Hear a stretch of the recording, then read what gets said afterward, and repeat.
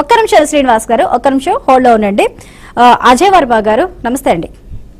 అజయ్ వర్మ గారు, ప్రజలు వారి ఇబ్బందుల్ని వారికి ఉన్న సమస్యలని అసెంబ్లీ సాక్షిగా క్వశ్చన్ చేస్తారు. అక్కడ నుంచి ప్రభుత్వం నుంచి వారి నియోజకవర్గానికి కావాల్సిన ఏవైతే ఉన్నాయో నిధులు కానీ లేకపోతే సమస్యల పరిష్కారానికి హామీ కానీ తెస్తారని ఒక నమ్మకంతో ప్రజలు ఓటు వేసి గెలిపించారు. అక్కడ మాట్లాడతారు ప్రజల తరపునని. కాకపోతే ఇక్కడ ప్రజల బాధని హౌస్ లో వినిపించడం విషయం పక్కన పెడితే ఆయన బాధ ఆయన వినిపించుకుంటున్నారు. నేను ఎందుకు వెళ్ళట్లేదు అంటే నన్ను అవమానిస్తారు, నేను ఎందుకు వెళ్ళట్లేదంటే నాకు మైక్ ఇవ్వరు, ఇవన్నీ చెప్తున్నారు.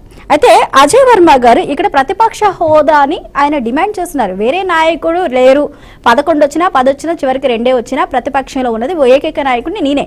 వేరే పార్టీ ఆల్టర్నేట్ ఉంటే ఓకే మీకు తక్కువ వచ్చినాయి కాబట్టి ఇంకొకరికి ఇస్తున్నాను అనడంలో రీజన్ ఉంటుంది, బట్ నాకు ఎందుకు ఇవ్వట్లేదు అంటున్నారు. ఇంకొకటి ఇక్కడ మనం ఒక ఎగ్జాంపుల్ కూడా చేసుకోవాలి. 2015లో ఢిల్లీ అసెంబ్లీకి సంబంధించి బీజేపీకి కావాల్సిన ప్రతిపక్ష హోదాకి కావాల్సిన 10% అనేది రాలేదు, కేవలం 3 సీట్లు వచ్చాయి. అయితే ఆ సందర్భంలో కూడా లీడర్ ఆఫ్ అపోజిషన్ అనేది బీజేపీకి ఢిల్లీ గవర్నమెంట్ ఇచ్చింది. అలాంటప్పుడు ఇప్పుడు వైసీపీకి ఇవ్వడంలో నష్టం ఏంటి, ఇస్తే వచ్చే నష్టం ఏంటి? అది కేవలం ఇవ్వకూడదని ఎక్కడా లేదు, ఖచ్చితంగా ఇవ్వాలి అనేది కూడా ఎక్కడా లేదు. స్పీకర్ విచక్షణ నిర్ణయాలతో ఆ నిర్ణయాన్ని తీసుకునే అవకాశాలు ఉన్నాయి. అలాంటప్పుడు ఇస్తే తప్పేంటి అడుగుతున్నారు కదా మేడం. మంచి క్వశ్చన్ వేశారండి. నాది కొద్దిగా ఆలస్యమైంది. మీ అందరికి అక్కడ ఉన్న ప్రతినిధులకి అలాగే అందరికి కొద్దిగా నేను క్షమాపణలు చెప్పుకుంటా ఉన్నాను. మేడం ఒక మంచి క్వశ్చన్ వేశారు. ఇప్పుడు రాజ్యాంగం ప్రతిపక్ష హోదా ఇవ్వకూడదని ఎలక్షన్ కమిషన్ ద్వారా 10% వస్తేనే ఇవ్వాలి అని చెప్పేది ఒక సిస్టమ్ ఉంది మేడం. ఇందాక మీరు అంటూ ఇవ్వాల్సిన ఎక్కడా లేదు అన్నారు కదా, ఉంది ఖచ్చితంగా ఇవ్వకూడదు. అయితే శ్రీనివాస్ గారు చెప్పారు, చాలా కరెక్ట్ గా చెప్పారు. ప్రతిపక్ష హోదా అనేది నాకు తెలిసి నాకున్న నాలెడ్జ్ ప్రకారం ప్రతిపక్ష హోదా అనేది కేబినెట్ మినిస్టర్ ర్యాంక్ తప్ప ఆయన మాట్లాడటానికి అక్కడ అసెంబ్లీలో మాట్లాడటానికి అది ఒకటి అవసరం లేదు మేడం. ఎవరైతే అసెంబ్లీకి ఎన్నికైన ఒక ఎమ్మెల్యేగా ఆయనకి ఉన్న 10 మంది వెనకమాల ఉన్న 10 మంది ఈయన 11వ నంబర్ గా ఉన్నారు కాబట్టి ఈయన మాట్లాడటానికి ఎటువంటి ఆటంకం లేదు. ప్రజా సమస్యల మీద గళం విప్పి మాట్లాడొచ్చు. ఆ 11 మందికి కూడా సమయం కేటాయిస్తారు. సమయం మీరు వెళ్ళి ఇవ్వకపోతే సమయం ఇవ్వలేదని చెప్పాలా. ఇప్పుడు బొత్స సత్యనారాయణ గారు మాట్లాడుతున్నారు, సమయం ఇవ్వకుండా మాట్లాడుతున్నారు. ఆయన ఎందుకు ఆయన లీడర్షిప్ తీసుకొని మాట్లాడగలుగుతున్నారు? అక్కడ బొత్స సత్యనారాయణ గారు సీనియర్ లీడరు, ఒక ముఖ్యమంత్రి స్థాయి ముఖ్యమంత్రి అవ్వాల్సిన వ్యక్తి ఆయన ఇవాళ వెళ్ళి మాట్లాడుతున్నారు కదా. అవమానపరుస్తారు ఏమో అనేది ముందే ఆపేసి ప్రజా సమస్యల మీద గళం ఇప్పాల్సిన బాధ్యత. మండలిలో ఉన్న సంఖ్యాబలం వేరు. ఇక్కడ అజయ్ వర్మ గారు, మండలిలో వారికున్న సంఖ్యాబలం వేరు, అసెంబ్లీలో వారికున్న సంఖ్యాబలం వేరు. మరి వాటిని వాళ్ళు కంపేర్ చేసుకుంటున్నారు అక్కడ. చెప్పండి. సంఖ్యాబలం గురించి నేను మాట్లాడలేదు మేడం. మాట్లాడటం కోసం సంఖ్యాబలం అవసరం లేదు అని చెప్తున్నాం. మేము ఏదైతే ఉందో మాకు ఒక ఎమ్మెల్యే ఈయన పవన్ కళ్యాణ్ గారు నన్ను గెలిపిస్తే నేను మాట్లాడటానికి నేను సిద్ధంగా ఉన్నానని 2019లో మాట్లాడడం జరిగింది. ఆయనకి అవకాశం ప్రజలు ఇవ్వలేదు కాబట్టి ప్రజల మధ్యలో ఉండి మాట్లాడారు.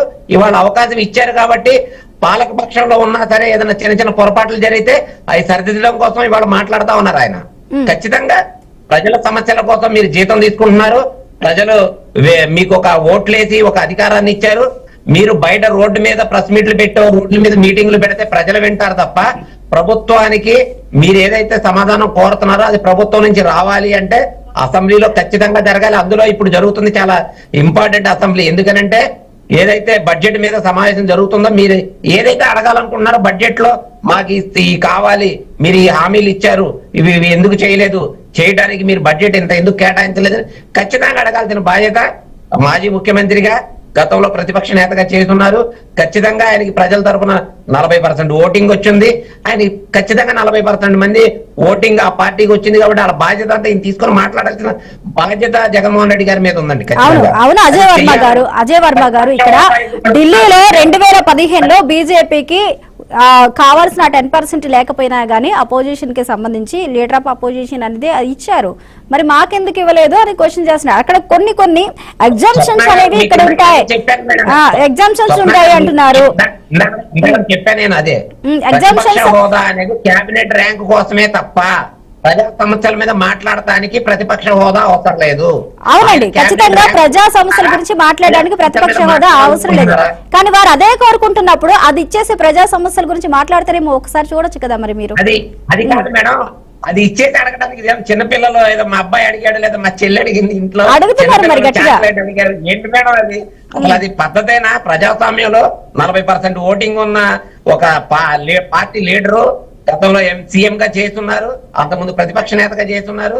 ఆయన అది కాదు మేడం, ప్రజా సమస్యల మీద మాట్లాడాలనే చిత్తశుద్ధి అవసరం. ఓకే, ఎందుకనంటే నాకు కనబడింది ఏంటంటే మేడం, ఆయన అక్కడికి వెళ్ళకపోవడానికి కారణం ఏంటంటే గతంలో జరిగిన ఆయన చేసిన అవకతవకల మీద పాలకపక్షం అడిగితే సమాధానం ఈయన దగ్గర లేక చెప్పలేక భయపడి వెళ్ళట్లేదు తప్ప ప్రజా సమస్యల మీద మాట్లాడాలనే చిత్తశుద్ధి ఆయనకి లేదు. ఆ సమస్యల మీద అడిగితే వాటికి ఆన్సర్ చేయలేక గతంలో ఇంత అప్పు చేశారు, ఈ అప్పు ఎలా తీర్చాలి, ఎందుకు చేశారు అనే క్వశ్చన్ వచ్చింది కాబట్టి దాని మీద ఎంక్వైరీలు జరుగుతా ఉన్నాయి. వాటికి సమాధానం చెప్పలేక వెళ్ళట్లేదు అనేది మా అభిప్రాయం అండి. ఓకే ఓకే అజయ్ వర్మ గారు ఒక్క నిమిషం హోల్డ్ అవునండి. రామ్మోహన్ నాయుడు గారు ఓకే, అసెంబ్లీ సమావేశంలో నమస్కారం అండి. అసెంబ్లీ సమావేశంలో ప్రతిపక్షం లేకపోయినప్పటికీ కూడా ఇక్కడ మండలిలోకి వచ్చేసరికి వాళ్ళ ప్రశ్నలు అయితే మీకు వరుసగా సంధిస్తూనే ఉన్నారు.